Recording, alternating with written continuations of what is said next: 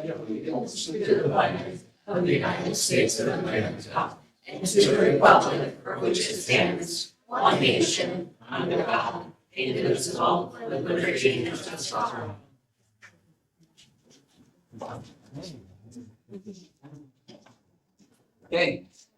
Item number 2, approval of minutes for the March 23rd, 2026 meeting. I'll second. Pahoa. Aye. Shay. Aye. Sherrill. Aye. Item number 3, approval of warrants. Okay, in the general fund, there's $86,429.24. Sewer, $16,218.08. Power and light, $21,654.04. And trust and agencies, $15,919.61. Pahoa. Aye. Shay. Trust. Aye. Sherrill. Aye. Item number 4, city officials reports. Randy. I am going to pass tonight. Okay. You have a full house, so we'll let them get into it. Okay. I'm compliant with that. That's all right. Okay, so item number 5 is public comments. Before we open it up to that, I do want to address everybody in the room and thank you all for coming today. It's great to see all the support here. I'm sure everyone is here to discuss the pool. I'm sure you are all aware now where things potentially stand with the pool, and that we need as a commission a 2/3 vote in order to move forward with the project financing and the bond associated with our portion of the project. We currently have 3 commissioners that are on board. We have 2 commissioners that are against. Neither of those commissioners are here tonight. Commissioner Vinyl is here. Why? Well, one of them is on vacation. The other one, Commissioner Vinyl, was here about 15 minutes ago. After discussing with him and asking him if he would be open to changing his mind about his vote, he got up and left. So he is not going to be in attendance for the meeting tonight. I'm sure some of you may have questions generally for the commission or to them specifically. Although they are not here, I would still recommend they please come up and speak out and during this public comment period for the record purposes and to show your support for the pool. If you choose to do so, I'm sure if there's anyone here that chooses to not support the pool, that is also fine. You are welcome to come support it and state your opinion here. So, I guess with that all being said, I will open this up to public comment. So one at a time, please come up, stand at the podium, state your name and address. I'll get us started. Good evening, everyone. My name is Lauren MacDonald, and I live at 311 Kinsley Street. Although the commissioners are not here tonight, I do want to talk about the pool. I came today to urge the commission to pass the bond for the Sherrill pool.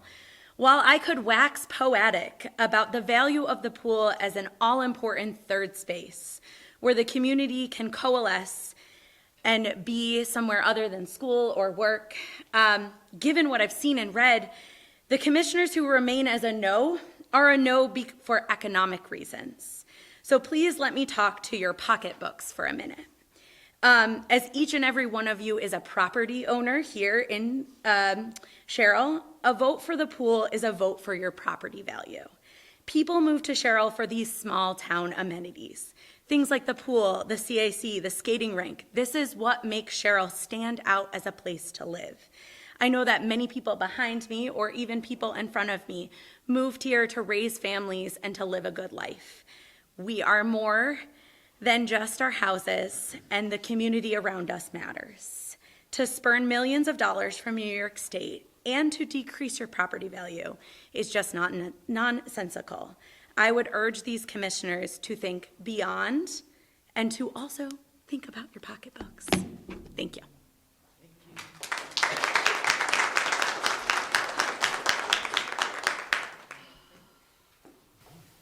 Hi, I'm Linda Evans, lived here all my life.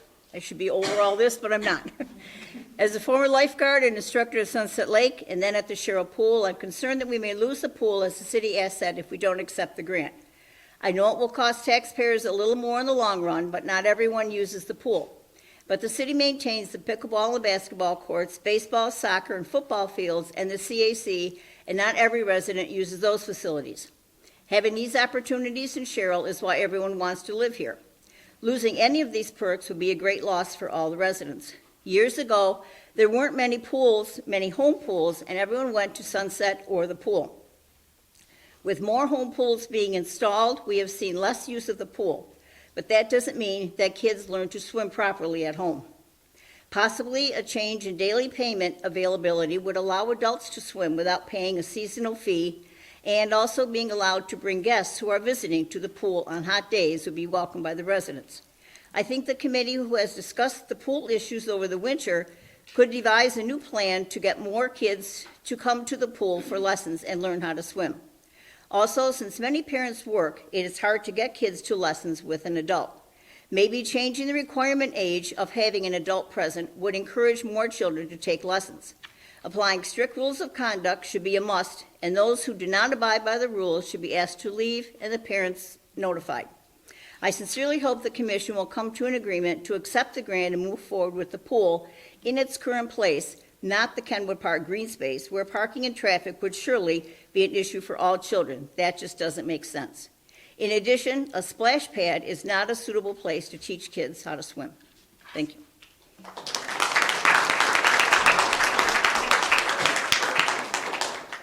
point I would like to clarify is that I don't think there's really any intention to move the pool over to the other side of the facility. Idea was shockingly presented by Commissioner Vinyl at the last meeting. But obviously he doesn't see this supported at the current location, and that would just add additional costs to the whole project, which we came to do. And also, I think on our grant application, it is based on a geographical location, so you can't just up and move where it is going to be. So there's no intention to change the full facility. Hello, I'm Tucker Hodges. I live here in Sherrill, and I would like for the pool to remain open. It is where my brothers and I learned to swim at less than a year old. My parents would bring me there to swim and have fun being around friends and others. The diving board and well sourced most of my fun, between the games at the end of the summer party to just having fun with others for about 3 hours on end. When I was 8, I started swimming for the swim team at the Oneida YMCA, but the Sherrill pool helped me get faster and better over the summer, ultimately making me the swimmer I am today. I ended up being coached by older kids I look up to and being pushed to the best that I can. I would like to one day become a lifeguard and know I am keeping people safe. It will also give me an opportunity to teach kids swim lessons like I once was taught. I will also be able to coach swim teams just like I will hopefully be able to be coached this summer. Thank you for listening.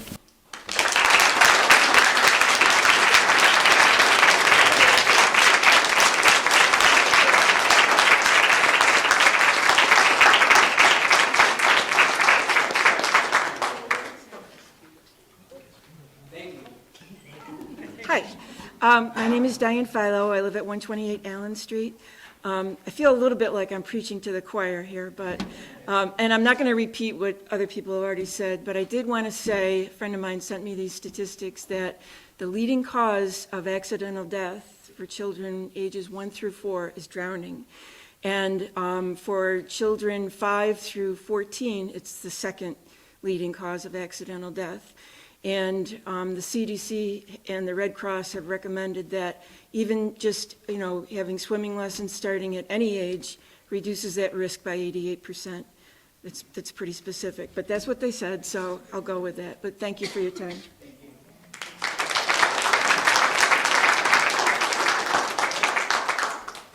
Good evening. I'll just read from my paper since this is probably to people that are not here. So Sherrill has been my home for nearly my entire life, and while I don't often attend commission meetings in person, I do watch them online. The tone and direction of the most recent discussions, particularly regarding the city pool, have me deeply concerned for a number of reasons. There appears to be a growing disconnect between the personal opinions of certain commission members and their responsibility to do what they were elected to do, and that's represent the will and best interest of this entire community. The city pool is not just another line item. It is a long-standing community asset that helps define Sherrill. The clubhouse was purchased not because it was expected to generate profit, but because it served a public good. The same is true for the resurfaced courts and the rehabilitation of Robertson Park. These were deliberate investments into the community. not profit-driven ventures, and they were supported because they mattered to us residents. The pool deserves to be treated no differently. The most recent survey showed over 90% positive public interest in keeping our pool. This is not a marginal opinion. It's an overwhelming mandate from the people that you represent. Ignoring or minimizing that kind of consensus is not leadership. It is a failure to fulfill an obligation made by you to this community, your community. This is not about personal preference. It's about doing a job that you were elected to do. I urge you to approach this decision with the seriousness and integrity it demands. Set aside your personal bias and act in accordance with the clearly expressed will of this community. Failing to do so risks not only the loss of a valued resource, but also the erosion of public trust. Sherrill has always prided itself on community and camaraderie. That legacy deserves to be upheld, not set aside. Thank you.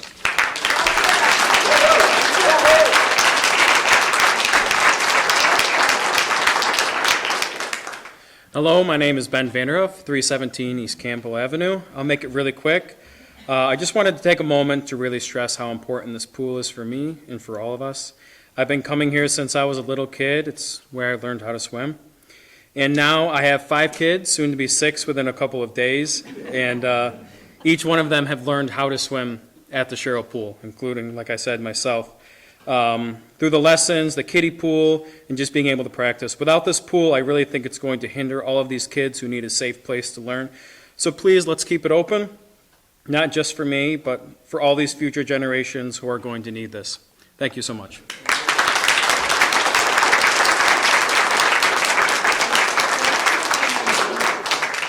I think I forgot to give my name and address, so Jamie Jones, 207 East Hamilton. Sorry.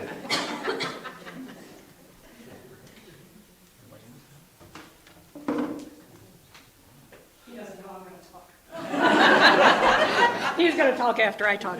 Sue Holmes, 733 West Hamilton Ave. I really wasn't planning on talking, but I grew up in Sherrill. I was a Palomara, and I used that pool, and that's where I learned to swim. It's where all my siblings learned how to swim. It's where our own children learned how to swim. We put a pool in our own house when the twins were 5, and a lot of people said to us, why did you take your kids to the pool if you have your own pool? Well, that's exactly why we took our kids to the pool. They learned how to swim at the Sherrill pool. They all learned how to swim at the Sherrill pool. They all became lifeguards at the Sherrill pool. And then when we had kids over at our house, I knew that they were safe because I had 3 lifeguards at my own house. So I've heard that thrown around 6% of the people use the pool. Guess what? It's probably more than 6% if you think about it. And for those 6%, great. I think every kid deserves to learn how to swim. And if we close that pool, we've just taken 6% of our population that will not know how to swim.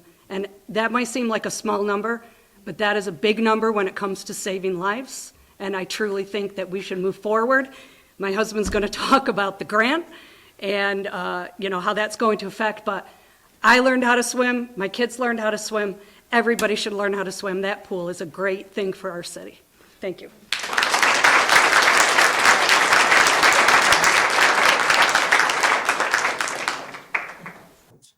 And just some clarification point, it's 6% of household, but not the population. Okay, so perfect. Yes. I would think it is more than that. It's over 400 people, individuals, based on the demographics that we have through our Sherrill Rec software. We're able to identify the number of users. It's well over 400 from Sherrill alone. There's another 430, 440 from outside. We're in Verona, Oneida, et cetera. So roughly 1,000 individuals utilize that pool on an annual basis from here and surrounding areas.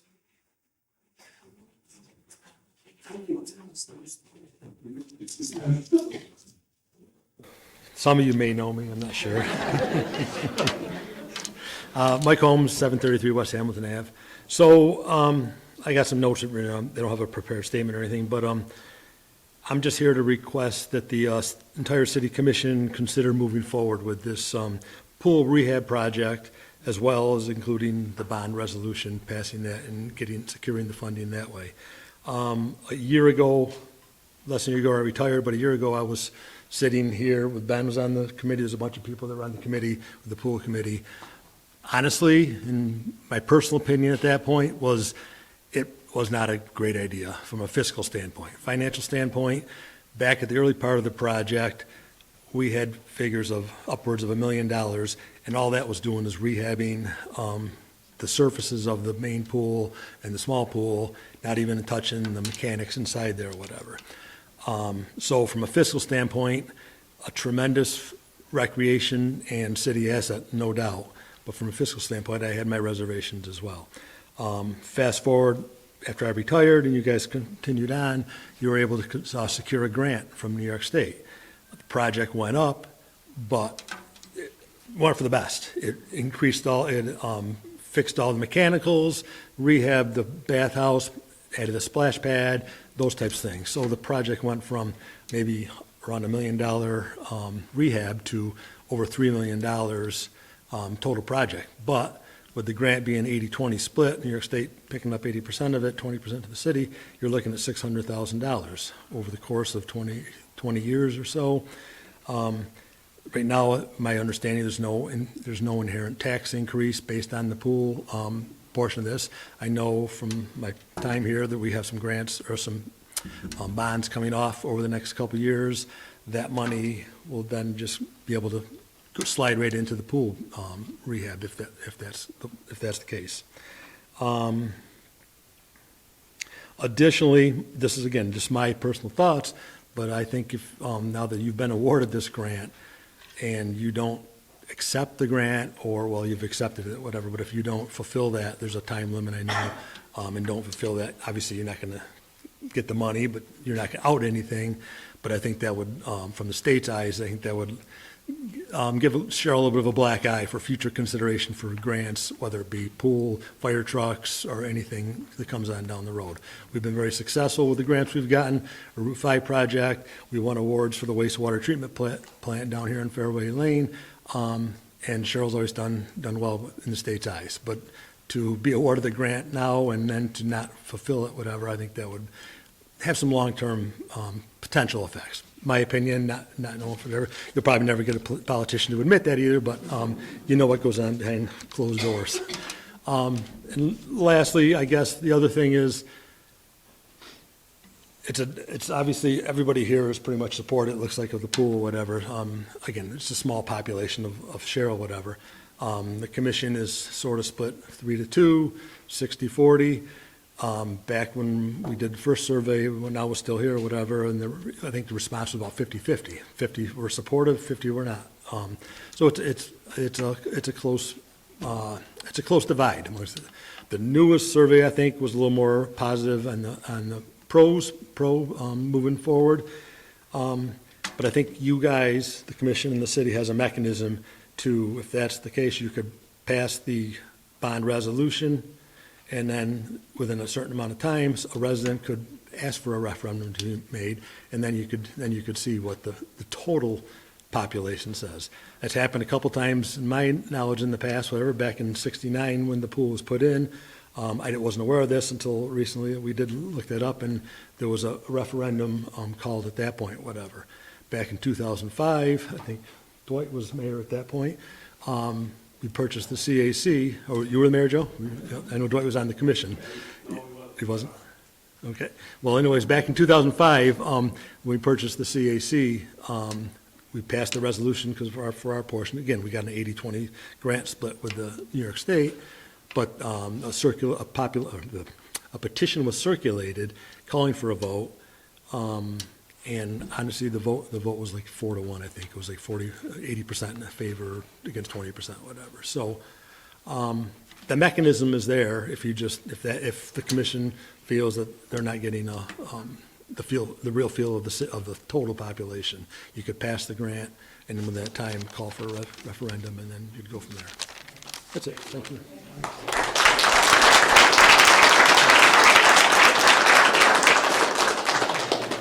Good evening.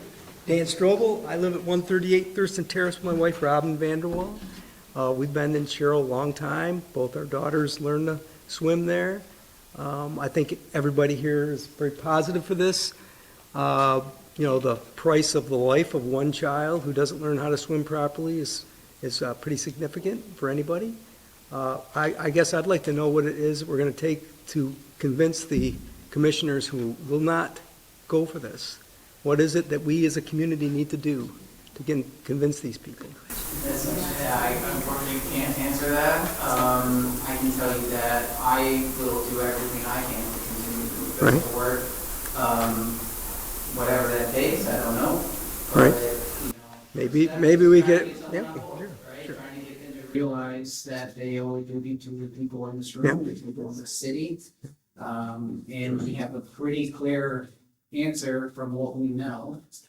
Every piece of evidence that we have been given, in my view, shows that the residents of the city supports this project and supports moving forward with it regardless of the plans. The first survey even was shocking to me to see that it was 50-50. I would have thought it would have been way worse. I would have thought people would have wanted to close the pool just based on the facts. And it was bad. I mean, truthfully, at that time, I probably would have moved forward with it, but we're not living in that reality. Right. We have an opportunity here that we're blessed with, I think. We didn't expect to get this grant.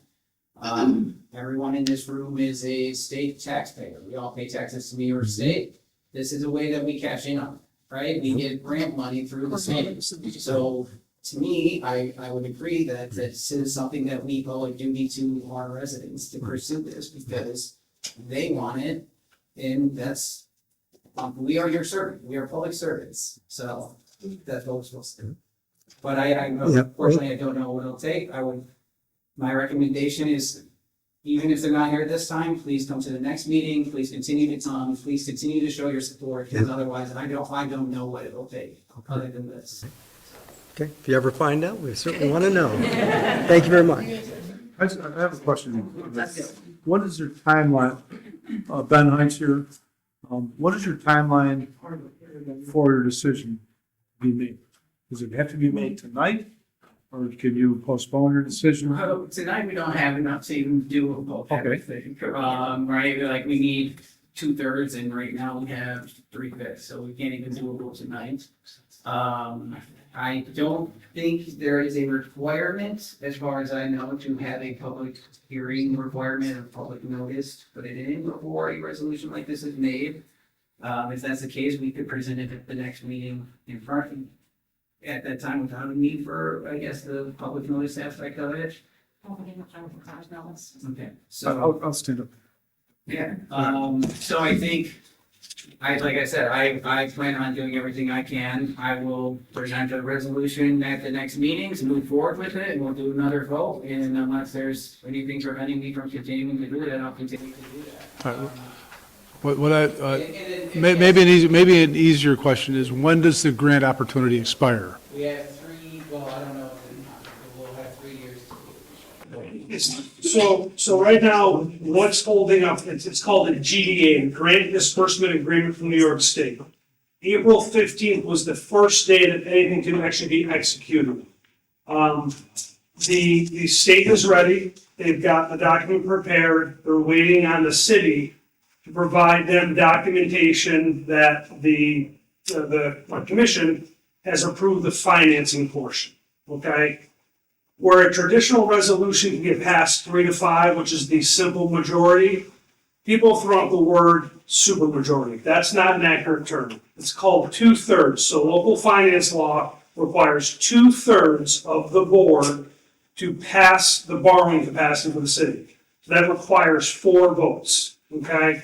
And you heard Mike reference, previously the pool in 69, the CAC in 2005. What can happen is if one of the 2 commissioners that do not support this, I'm going to use the word flips their vote from a no to a yes.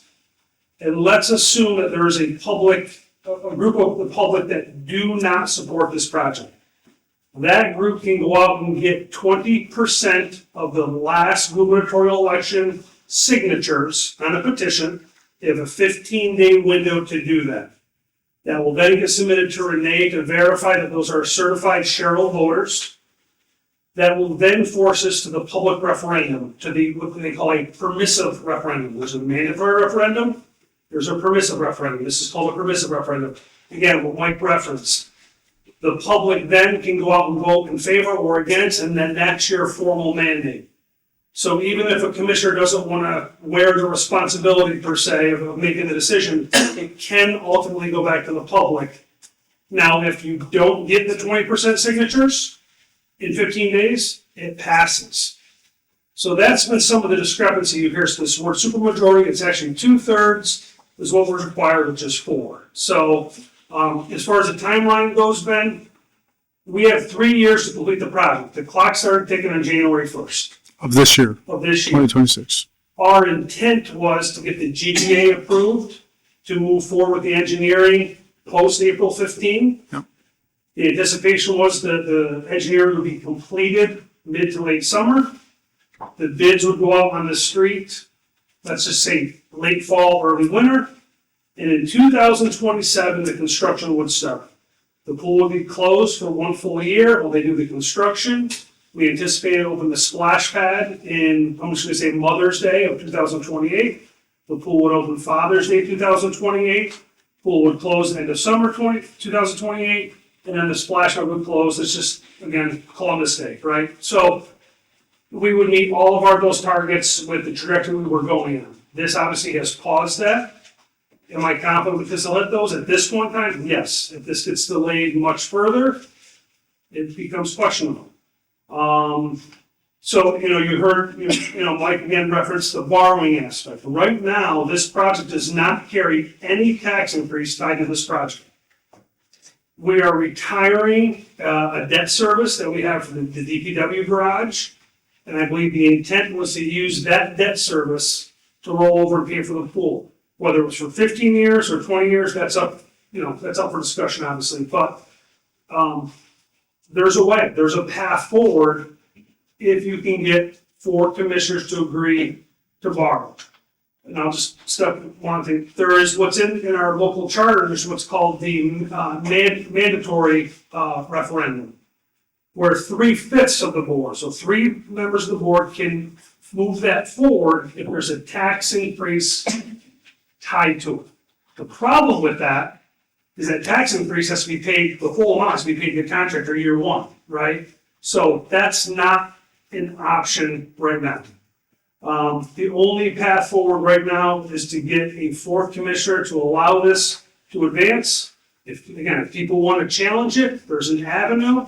It's happened before for those 2 projects Mike's mentioned, but also hasn't happened for a lot of other projects, including 2020 purchase of a fire truck, $3 million bonding for a wastewater treatment plant, et cetera, right? Route 5 project and many other things. So DPW garage. So to answer your question, there is time, but not a lot. So my next question is, I guess, is if we can't get the commission to agree internally to vote positively for this pool improvement, what is the timeline to get to the next step with a referendum? There is no next. Well, I guess we could in theory do the referendum with the tax, right? It just, that is. I mean, it's it's not having as much support as what we have here, right? With the opportunity. But I mean, it sounds like this internal group is going to shoot it down. So if you want the community to support this effort, and this internal commission is going to shoot it down, why wouldn't you automatically go to the next level and go to the voters to find out? Because that number is going to scare a lot of people. And I don't want to be on the record with a definitive number, but I'm telling you, it's more than 50%. You got to come up with $650,000 day 1 amongst the entire population. That is not, in our opinion, our internal discussions, that's not favorable versus right now, no tax increase and being funded by the state, borrowing the money, paying for it over 15 or 20 years. Okay. That is the financial, the responsible manner to do it, not to raise taxes 50. I'm using the number 50%, $650,000 year 1. Okay. It just doesn't. Well, you're more of an expert in that than I am, okay, so with one of the commissioners that's vital to the decision-making leaving the meeting tonight, when do you reconvene? 2 weeks ago. And it will be the, I know Commissioner Niles has made it clear that he will be here. So I don't know about Commissioner Final, but I would hope that he will be back on the grounds as well. okay. All right, thanks. Will they listen, the two men who are not here, will they? I I hope mean, is so. there any way you can get them to listen to all this so that they see Send them the link. our opinion? I can't force them to do it. I can't force them to listen to you all. I can tell them, which I have already, that I think that they owe it to you all to listen to. They're grown adults. My name is Susan Shu, 125 Leonard Street. I did not grow up in Sherrill. I did not learn to swim in your pool. I grew up in a community where my parents had to drive me 20 minutes to the local pool for swimming lessons. My husband and I chose to move to Sherrill from Utica 45 years ago because of the amenities of this community. The pool being, at that time, really not important because I didn't have kids. But after I had kids, it became a godsend. My kids learned to swim there. I babysat for 10 years and would often take 10 kids every day over to the pool to swim. I would be there from noon until 4, 5 o'clock. In the evening, my husband would come home from work and he would take the kids over for their time. My grandchildren now swim in the pool. They're often there from noon until 5 o'clock when their mother picks them up. So not to have a pool in Sherrill would be a great detriment to this community, apart from the fact that children need to learn to swim, and it's a safety issue. Thank you.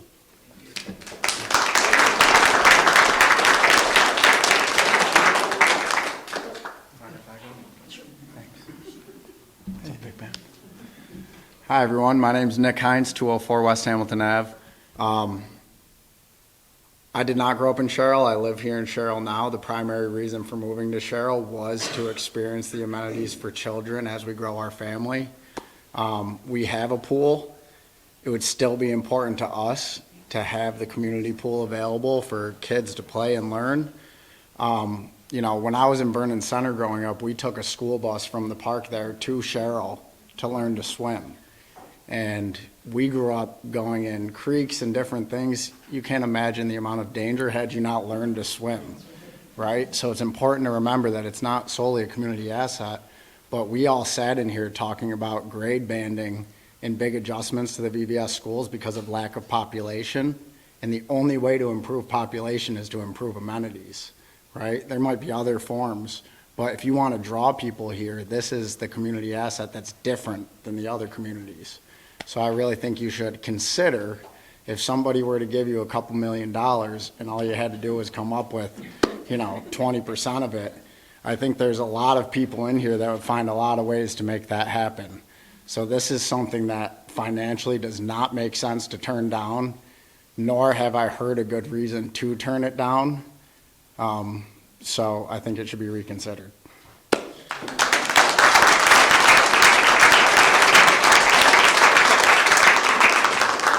Hi, I'm Judy Johnston, 215 Leonard Street. One other financial question, Mike probably already knows the answer. We are all worried about this 650,000, but if we let the pool continue to deteriorate, what's it going to cost us to get rid of it? Much more than that, I'm sure. Well, so we don't have a full estimate, obviously. It's just a general guess based on Brandon's research. Oh, okay, you got the answer. I knew somebody had it. Also, when the question was posed to us a couple weeks ago about moving the pool from this location to the CAC location, my knee-jerk reaction was you can't do it, right? Number one, the grant will let you. Number two, the financial impact is 30 to 40% more. Not often right, but I happen to be right on this one. So we talked to our engineers, it was 40 to 50% more to move it over here. They provided us with an engineered estimate. The safety that provided us the estimate for the pool project, provided us the estimate of $200,000 to do away with the pool, right? There's an environmental impact. You can't just fold it in or fill it in, right? Right. You have to take the concrete, you have to rubblize it, you have to create a certain size, stone, to put back in the ground. There's gonna be sand and mix. So there's different parts and, again, way over my head, but engineers know a lot better than I do. So you're talking $200,000. That's just to put it as a green space. If you want to develop it into a tennis court, a basketball court, a playground, whatever, obviously that's additional money. So, yeah, I mean, it's significant, and that's not money that this grant will pay for. No, I'm saying, why don't we just fix it with free money instead of spending our money to get rid of it? That doesn't make sense. Thank you. Thank you. Good evening. My name is Robin Vanderwall, and I live at 138 Thurston Terrace. Thank you very much for your gracious time hearing all these really eloquent speeches this evening. We did a survey very recently that I have heard alluded to that was overwhelmingly positive. I'm hoping that we can learn more about that, the number of people who replied, and I'm particularly interested in the comments. We were given the opportunity to make comments. I'm sorry the two other commissioners are not here, but I do know that you nicely now make this available online, and I hope they'll be watching. But I think that it's important. It's important for all of us to know what our neighbors are thinking, and it's important for the 5 voters to really know those thoughts. So, thank you.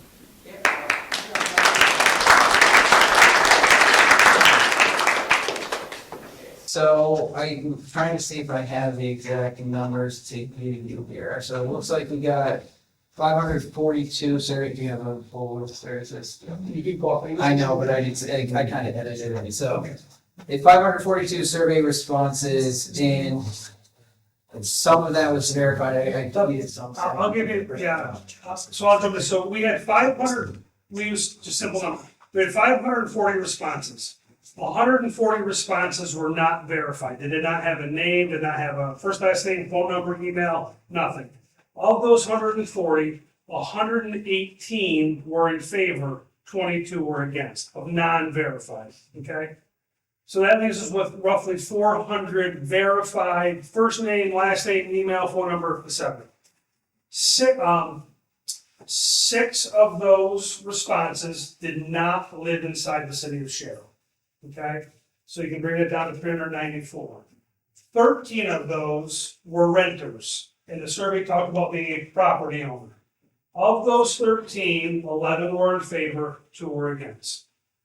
We have all this detail, it's already available. I believe the intent of the commission is to authorize me to release that. Full disclosure, Commissioner McCall had asked me to make sure that information got out. I did put it out. I was then asked to rescind that information by Commissioner Niles, which I did until the commission could give me direction to release that information. You have 92% of the respondents that are in favor, 8% against. There were a total of 32 verified people against this project. So again, from a simple, governance aspect, that's about as clear a mandate as you're going to get.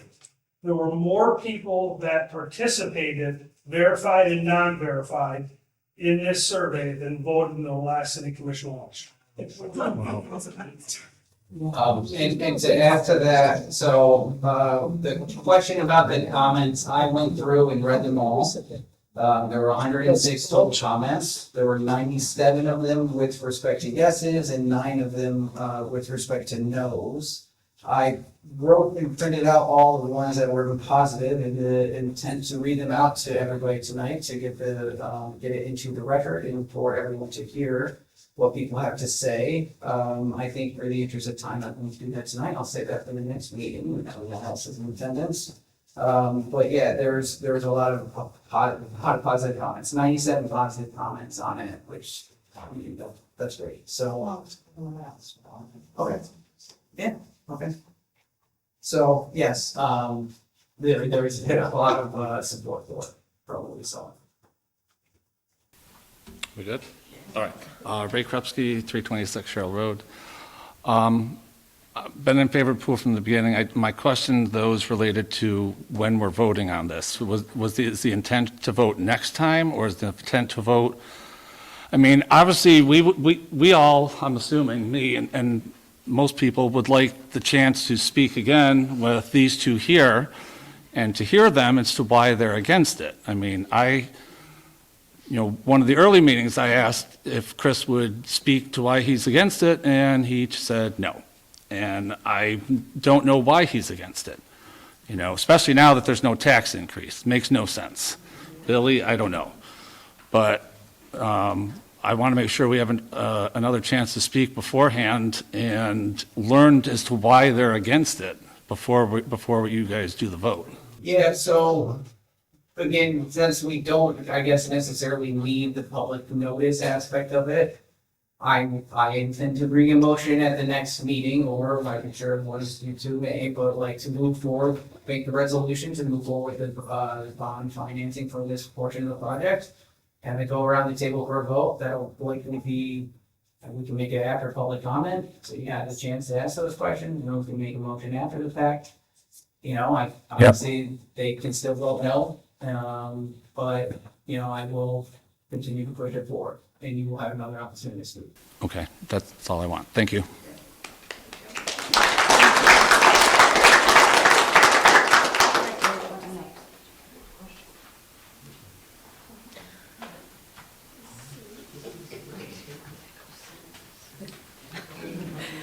I'm Sue Decker, sort of kind of 243 East Hamilton Avenue here in Sherrill.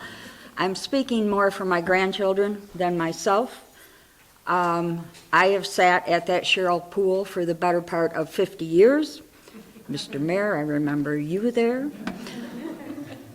My daughters all learned to swim there. They were all lifeguards. The rock in front of the pool is for my daughter Karen, who was one of the biggest parts of swim team over there. She loved the pool, the kids loved her. If it weren't for that pool, I don't know where the kids in this community would be. It is a different community now, absolutely. The kids are inside playing on the TVs or on their Game Boy, well, not Game Boys anymore, I don't know. They're not at the pool like my kids were, like you were. My kids were there from morning to supper time. They were taking lessons, they were playing with their friends. We ate supper, and we came back to the pool almost every night as a family and played there. And the guards and my kids were family. Again, I'm still there every day. I've been there. I'll be there for a few more years. I still got some more. I'm going to say it's not the same. It's not the same as when my kids grew up, but it's still an important part of this community. I guess I have a question as to, can these commissioners really just ignore us? They can't be made to come sit in a commission meeting to hear what the public wants? I am too new to this to answer that question. I don't understand how we can allow them just to ignore such an important issue in this community. I think, again, I think technically, yes, they can. Don't have an answer to say otherwise, which is why I feel it's so important to then come here and say this again, have this conversation. I apologize that they're not here. I'm probably partially to blame for why Commissioner Lionel is not here tonight, but I think that it is worth everyone coming in again next time in 2 weeks, if you can, to come in and repeat these comments, please. I don't know another way of getting through to them to listen to know what's. And I do have one other question, and again, I apologize because I have not been down your throats or in the middle of all of this because I didn't think it was my place, but I decided if it's for my granddaughters, it's my place. Does this grant have to include a splash pool? That's part of the grant? Because that's kind of worthless.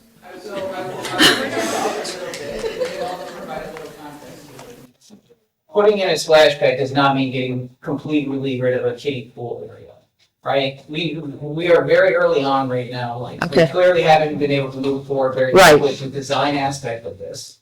In my mind, my understanding of the way they could structure this with this project is essentially putting the splash pad where the current kiddie pool is.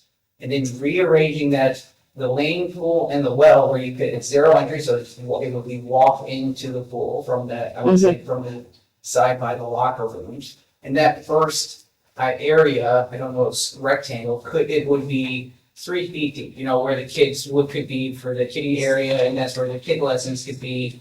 And then you have the lanes going horizontal, like the opposite, perpendicular to the way we currently have it, going into the well, you know, going in, keeping the diving board over there. So there's ways to structure it still to keep the kid pool aspect of it so we can maintain those lessons, because that is one of the main reasons of doing it. We're one of the only pools around here that I know of that has that little pool. And that is such an important part of the kids learning to swim at 2, 3 years old, because they can touch and they have confidence. So I would surely hate to see that for that to disappear for a splash pad, because a splash pad is not going to teach anybody to swim. All right, I've said my piece.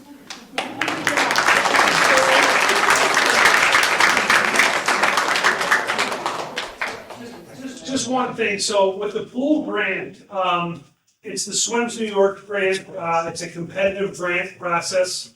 In order for the city to be competitive, they need to have certain features. One is the ADA compliancy, so that it could be zero entry for those with disability, those that are seniors, and zero entry is basically beach access, you can walk in. We understand the value of the lanes, the value of the well, the value of the diving board, so that would all be part of the plan. There is no plan right now because we've not been able to engage engineers. The engineers that helped write the grant utilized the Vestal pool concept. So if anyone wants to go online with the Vestal's pool, what they did, that's similar to what ours could be found. There were components in the grant. One was the splash pad component, which is very small. It's less than 10% of the total project. That's how the grant was designed. Only 10% can fund the actual splash pad. The other components were the actual, obviously, the pool, the large pool, the bathhouse, the mechanicals, the electrical, all things, and it was all scored against competitively. We're the only city in Oneida County in the Mohawk Valley that received SWIMS grant funding. Early on, when we made the application, the pool committee knows this. We did not meet the criteria of this grant. We were not a distressed community, we were not a disadvantaged community, but 3 of the commissioners made the decision to move forward and apply for that grant anyways. Lo and behold, we were successful. It was a shock to all of us, and as Kevin had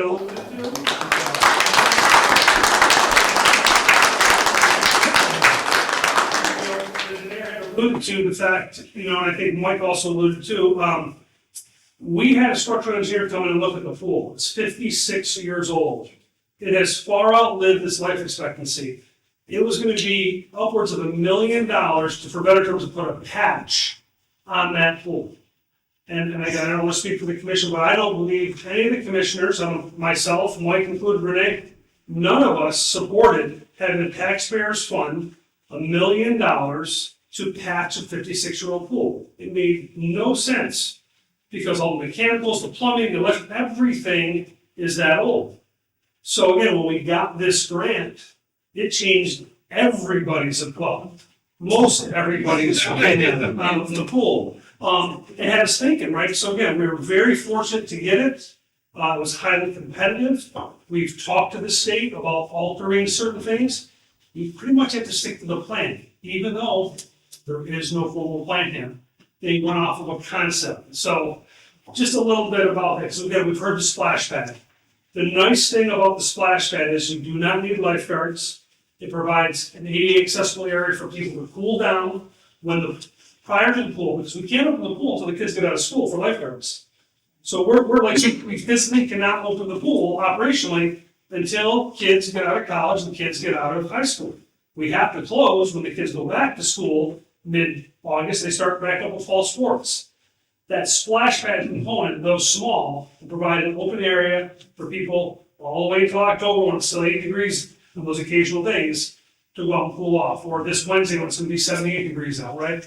But you could go and use it. So again, that's a little bit of the background, so. Ready? You can All right, Barry Van Driesen, 424 Primo. I had the fortunate to raise 2 kids here, great community. That's why I moved here. It's unbelievable. I'm very fortunate since 2026, take that back, 2020, COVID, I was able to walk in as the rec supervisor. I'm involved in the pool, setting up I have to do a 50-page report every year for the Oneida County to get this pool to go through. I have to make sure all the lifeguards get their training and all that done and make sure the pool, I help order all the chemicals, I help order everything that goes into that pool. I love it. The biggest thing I'd like to say is the commission has worked hard at this whole thing, from the pool, from Brand, everybody has done their part. We don't get this great attendance, but they've done so much. The pool committee's seen it. We had 20-some people on that pool committee. They got to see what was going on and the real numbers. And we didn't want to put the burden on taxpayers.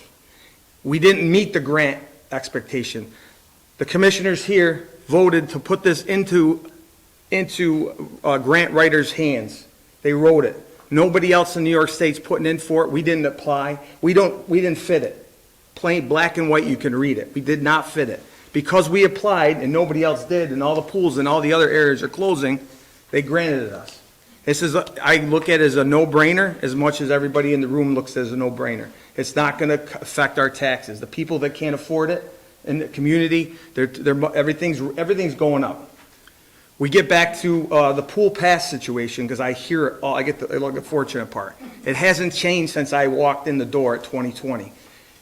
A community member can buy a silver pass 20 times, it's $2. If that person brings in their grandkids come in for the weekend, they swipe 2 grandkids and 1 grandparent into the pool. 20 passes are up, it's $2 an entry. It's extremely cheap. $100 gets you pool lessons, and if you got a family of Vanderhoofs of 10, they're all in. Or you got a family of 2, it's $100. So it's extremely cheap. It really is.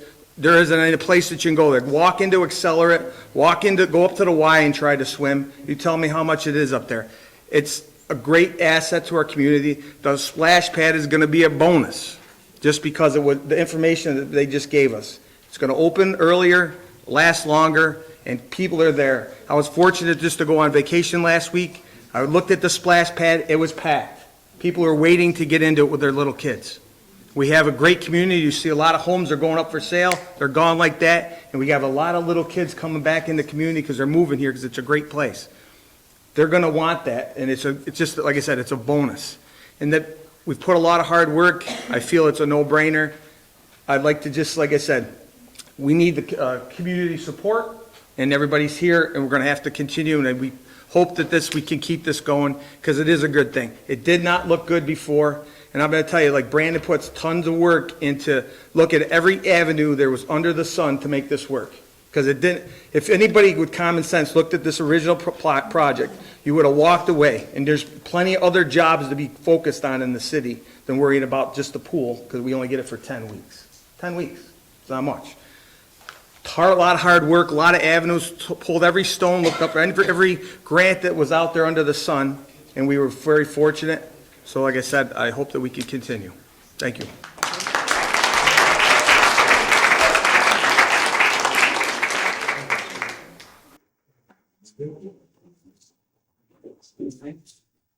Anyone else wish to address the commission tonight? Okay. I'm going to close public comments. All right. Item number 6, other commissioners' reports. Commissioner Foley, do you have anything for us tonight? Well, I rarely speak, but I feel compelled to definitely share some of my thoughts. Thank you, everybody. I heard you, I listened. I think it's pretty obvious what you have to say. To the kids in the room, this is for them. Okay? These poor kids are sitting here listening to a bunch of adults. It's probably not that fun, but this is hopefully worth it for them. So, When the topic of the Al Glover pool started coming up, I had no idea it would turn into this. I'd like to recap the process. To gather community feedback, a pool committee was formed and they devoted a great deal of energy and heart to the topic. We then reached out to the residents of Sherrill and surveyed their opinion. It was almost a 50-50 split. We chose to move forward in seeking a New York State SWIMS grant. And to our surprise, we received $2.6 million grant. I thought this was the answer that would make all of us happy. But here we are. It is common practice with municipalities to receive state aid or grants. To my knowledge, we have never said no thank you to helping Sherrill. My personal opinion of returning this grant, it is in bad taste and it will hurt us in the future. As I left school today, I'm a school teacher, in case you can hear that out, I had been asked to attend a meeting to meet with a representative from an agency that supports a grant my school district received a few years ago. My district was awarded a $1.5 million mental health grant to support social emotional learning. And in that 1-hour meeting, we gave countless examples of how our district, our students, parents, staff, administrators, and community benefited from this generous grant. And then as I walked back to my car, after that meeting, it hit me. New York State granted Sherrill, New York, an opportunity that we should all be excited about. Some might say this pool is a want. I say it can also be considered a need. I want our families to enjoy the legacy of the pool for many years to come. We need future generations to learn to swim, to interact with their peers, to possibly work for their community at the pool, and so much more. I will conclude my comments by saying this one last time. Sherrill was blessed with a significant grant opportunity. I have heard your voices, enjoyed your emails, and know I represent the vast majority of you when I say that Al Glover Pool should live on.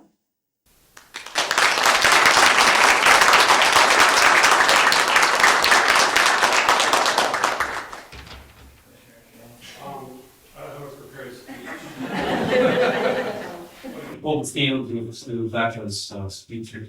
I want to thank everyone for coming tonight, and I think you should invite more people to the next meeting and the meeting after that, just to, have the public here that's in support of the pool. Okay, so don't forget about the next meeting or the meeting after that. And possibly have your friends come. Can we switch it back over to the CIC? Because we're going to be here. Okay, thanks. That's all I have to say about that. Okay. What are the next two meeting dates? April 27th and May 8th. 2 weeks from now.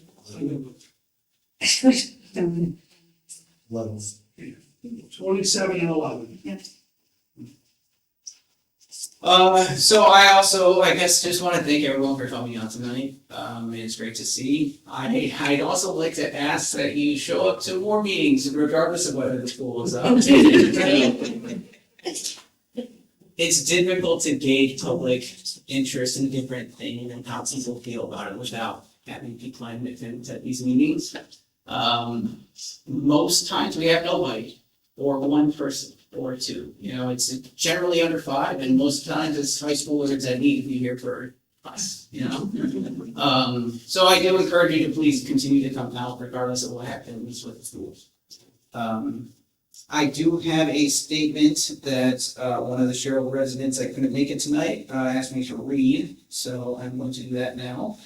This is from Carol Lima from Gordon Ave. Dear Mayor Sales and Sherrill Commissioners, I'm writing rather than speaking at the commission meeting in person since I have surgery on Monday and cannot attend. I did speak back at a fall commission meeting regarding the pool. Having recently learned that there will be a second vote on the Sherrill Community Pool, it is an ideal time to address considerations regarding this community resource. The Sherrill Pool has been changing people's lives since the 1970s. First, as a cleaner and safer alternative to swimming in Sunset Lake, and through the years as a place where kids can not only learn to swim, but learn water and waterside safety. Skills which are applicable beyond the pool environment, whether swimming or boating. Learning to swim different strokes under the guidance of Sherrill pool instructors has provided lifelong swim skills. The lifeguard courses offered there taught us lessons which have been learned: treading water, first aid, how to inflate your pants to make a DIY floating game, should you fall into deep water in your clothing, and how to approach and rescue someone who can't swim without risking your own life. But the pool has also been a social location, a place to meet friends and make new ones, an intersection point for families to cross paths, and with the eventual construction of the adjacent playground, the pool is now a place where kids of all ages and their families can spend large chunks of quality time. Community pools help build and connect the community. The pool serves residents of all ages, from babies whose toes touch the water in the pool for the first time to kids learning swim skills, to competitive swim team members, to teens and college-age students taking on the responsibility of giving swim lessons and implementing swim safety while working a summer job. And finally, to adults and seniors who may enjoy swimming laps, water walking, or just playing with grandkids. Not everyone can afford to have and maintain a pool at home. A community pool makes swimming accessible to all, and local summer jobs are vital. It has been said that the pool has limited use due to weather. The same holds true for the skating rink or our outdoor fields and sports courts. It's the Northeast, after all. Use of the Sherrill pool has been greatly affected by the switch to seasonal membership, which are only available online. This precludes relatives or anyone visiting family in Sherrill from accessing the pool. But that can easily be corrected by offering guest day passes, which can be purchased in advance or at the pool. To increase revenue, the pool could add a snack bar like there used to be at Sunset Lake, with drinks, packaged ice cream, and broken candy bars. The city could also consider renting out one of the pavilion areas on the pool deck for special occasions. Any new ideas for other Sherrill recreation opportunities should be pursued separately, not at the expense of the pool. I urge the mayor and commissioners to move forward with this project, given that 80% of the cost is now covered by a state grant and 20% can be funded via bonding without increasing taxes. Please do the right thing and approve next steps for repairing, upgrading, and maintaining this wonderful existing community resource, which is overwhelmingly supported by residents in all food uses.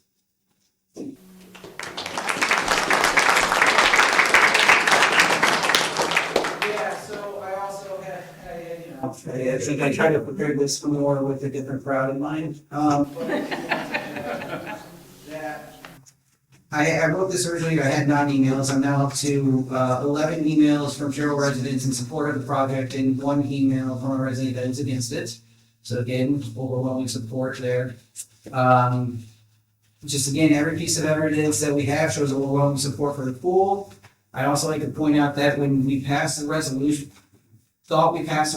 back in February, and we thought the top clock was ticking for that petition to be signed for a referendum, nothing happened. No one, there was not an inkling. I did not hear of anyone going out, filing a petition, getting signatures or anything like that. So to me, if it's so easy to find so many people against this project, how are they not able to get 250 signatures, whatever it is, the 20% threshold, in that course of time? And it's simply because there's not enough people that oppose this. So again, I'm just looking at what I have available in front of me to make the best decision based on what the input from the public and the input that we have here.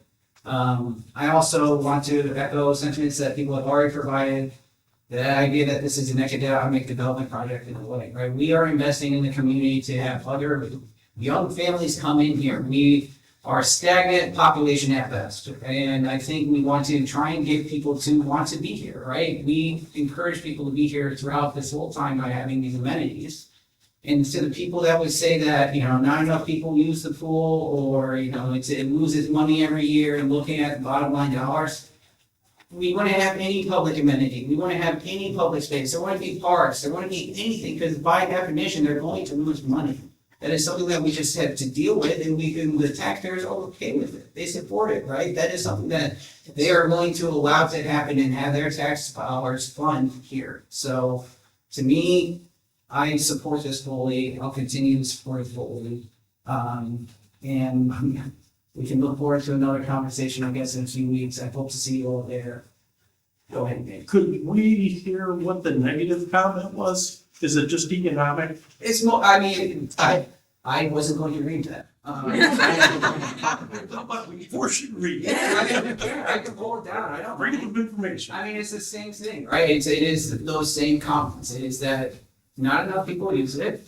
It is not open long enough. It loses money every year, and it doesn't make sense to take on bond financing for an amenity space, which in certain circumstances I can agree with, but when you have support and people agree with it anyway, I don't see how you can deny people the opportunity to pursue something like this when they're okay with it, yeah, I'm looking for it. In the community, we all love and support.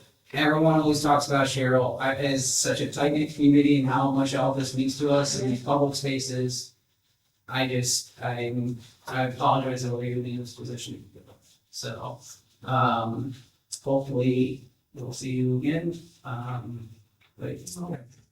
sorry, I know that this is out of turn, but there was an allusion to the survey data and that it was published and then retracted before the commission could see it. Now that the commission has had access to the survey data, will it be public knowledge? Could we have access to that? Yeah, I think all three of us here support being public. Honestly, I don't even know if we're allowed to do that. I think we're. I mean, I can, yeah, if you Yeah, want me to, I know. but I feel like it's I'm really sure. paperwork for you guys. Like I said, it was put up. Yep. It was intended, it was put on Facebook. Carrie was prepared to send it out in an email blast. Yep. There was a request from a commissioner to retract it to allow additional conversation. Okay. So anyways, the direction from the commission is to publish it.